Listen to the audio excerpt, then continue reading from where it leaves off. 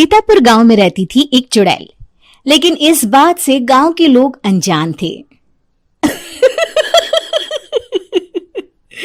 जब तक पूरे गांव की एक एक औरत के गहने मेरे पास नहीं आ जाते, मैं इस गांव को छोड़कर नहीं जाऊंगी, चाहे इसके लिए मुझे लोगों को गायब भी क्यों ना करना पड़े। दूसरी तरफ गांव की औरतें बात कर रही थी। अरे सुन रही हो, ये देखो मैंने कल ही नया हार बनवाया है सोने का, कैसा लग रहा है? बहुत ही अच्छा है ना, पहले तुम पहनो, फिर शादी में अपनी होने वाली बहू को दे देना। और क्या, सोने चांदी का यही तो फायदा है, जितना पुराना उतना महंगा।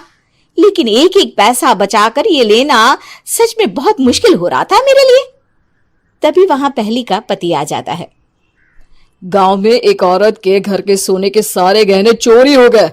लोग बातें बना रहे कि गांव में कोई चोर घुस आया है जो घर की कोई चीज को हाथ नहीं लगाता, पर सिर्फ सोने के गहनों को ही चुराता है। अब तुम ना अपने ये गहने संभाल कर रखना। हे भगवान, ये क्या बोल रहे हैं? ये तो वही बात हो गई कि गांव बसा नहीं और लुटेरे पहले आ गए। दूसरी तरफ गांव के ही एक घर में रंजना रहती थी। उसके पति का गांव में चाउमीन का ठेला था। एक दिन उसके घर में एक औरत आती है। अरे रंजना, तू गांव में नहीं है तो सोचा तुम्हें बता दूं। गांव में बात चल रही है कि गांव में एक चोर घुस आया है जो घरों के सोने के गहने चुरा लेता है। अरे मैं तो सिर्फ ये कान की छोटी सी बाली ही सोने की पहनती हूँ, बाकी गहने तो मैंने गांव के बैंक में लाकर रखे हैं। ये क्या होता है? ना बाबा ना, हमारे गांव की औरतें तो गहने अपने पास ही रखती है। जब कहीं जाना हो तो बस अलमारी से गहने निकालो और पहन लो। दूसरी तरफ एक औरत हाथ में टोटके वाली छोटी सी गुड़िया लेकर घर में चली आती है।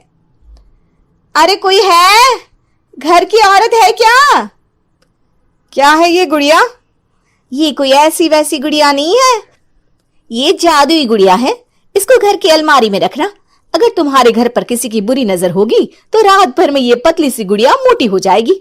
मैं कल आकर ये गुड़िया ले जाऊंगी और तुम्हारे घर की सारी बुरी नजर छूट जाएगी, समझी? अरे वाह, ये तो बहुत कमाल की गुड़िया है, दे दो। कितने की है एक? अरे नहीं नहीं नहीं, ये फ्री की है। मेरा काम इस पूरे गांव को बुरी नजर से दूर रखने का है। हाँ। भली औरत उसके हाथ से वो गुड़िया लेकर अलमारी में रख देती है। लेकिन अगली सुबह जब वो उस गुड़िया को देखती है तो पतली सी गुड़िया मोटी हो चुकी होती है। हे भगवान, ये क्या? किसने मेरे घर को बुरी नजर से बांध रखा था? तभी वो गुड़िया वाली भी आ जाती है। मैंने कहा था ना, घर पर बहुत ज्यादा बुरी नजर है, लाओ ये गुड़िया मुझे दे दो। औरत वो गुड़िया उठाकर उसे दे देती है। गुड़िया हाथ में आते ही वो औरत उसे लेकर सीधे गांव के बाहर की खाली हवेली में चली जाती है और साधारण औरत से चुड़ैल बन जाती है। अरे पगली, गांव वाली इस गुड़िया के पेट में तेरे घर के सारे गहने हैं। इतना बोलकर वो गुड़िया को फाड़ देती है और सारे गहने निकाल लेती है। वहीं दूसरी तरफ, हे भगवान, मेरे घर के सारे गहने चोरी हो गए।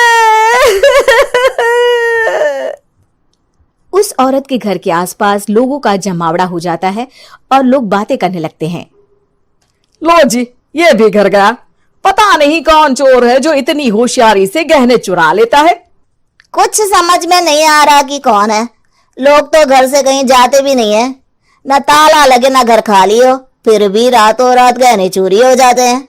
अरे हम तो कहते हैं लोगों को बारी बारी चौकीदारी करनी चाहिए, चोर को तो पूरे गांव वाले मिलकर पकड़ ही लेंगे। लोग बारी बारी घरों की चौकीदारी भी करते हैं, लेकिन चोरी होने का सिलसिला रुकता ही नहीं। फिर एक दिन रंजना के पड़ोस से भी रोने की आवाज आती है। अरे आज ही घर की बुरी नजर उतरी और आज ही सारे गहने भी चोरी हो गए। कैसी बुरी नजर? क्या हुआ था? तभी वहां उस औरत का पति भी आ जाता है जिसके घर में गहनों की चोरी हुई थी। हाँ, मेरी बीवी ने भी किसी गुड़िया को घर में बुरी नजर उतारने के लिए रखा था, लेकिन अगले दिन गहने चोरी हो गए।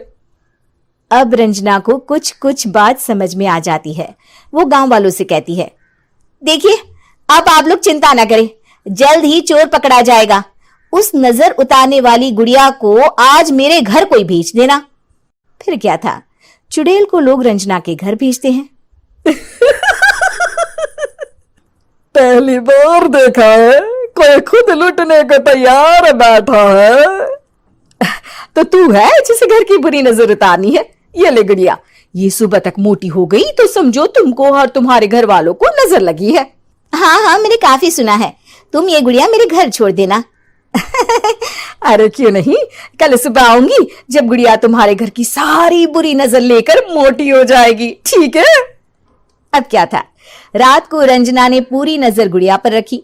वो अपने पति और गांव के कुछ लोगों को घर की खिड़की से घर के अंदर नजर रखने को कह देती है, और फिर जो नजारा सब देखते हैं वो हैरान करने वाला होता है। गुड़िया धीरे से अलमारी खोलकर बाहर आती है। अलमारी के सारे गहने लेकर घर में जहां जहां गहने होते हैं वो लेकर अपने मुंह से खा जाती है।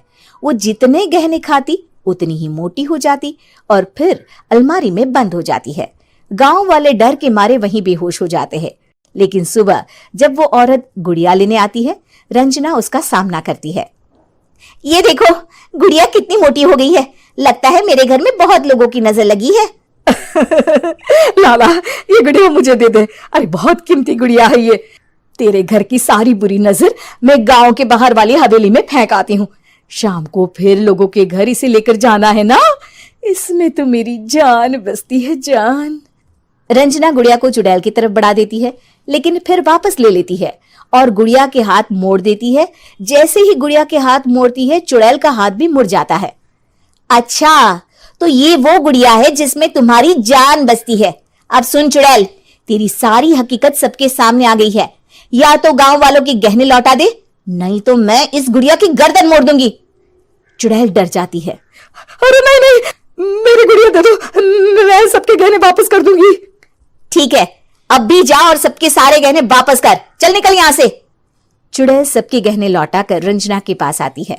ला दे मेरी गुड़िया रंजना, इसके अंदर के गहने निकाल ले, लेकिन ये गुड़िया वापस दे दे। लेकिन रंजना जानती थी कि जैसे ही गुड़िया चुड़ैल को देगी उसकी शक्ति वापस आ जाएगी। चुड़ैल, तू तो चुड़ैल ही रहेगी, ये मैं जानती हूँ। अरे नहीं नहीं नहीं, मैं गांव छोड़कर चली जाऊंगी, किसी को परेशान नहीं करूंगी, वादा करती हूँ मैं। लेकिन रंजना उसकी एक बात नहीं सुनती और गुड़िया का सर उसके शरीर से अलग कर देती है। चुड़ैल सर अलग होती ही गायब हो जाती है। गांव वाले रंजना के साहस और बुद्धि की खूब प्रशंसा करते हैं।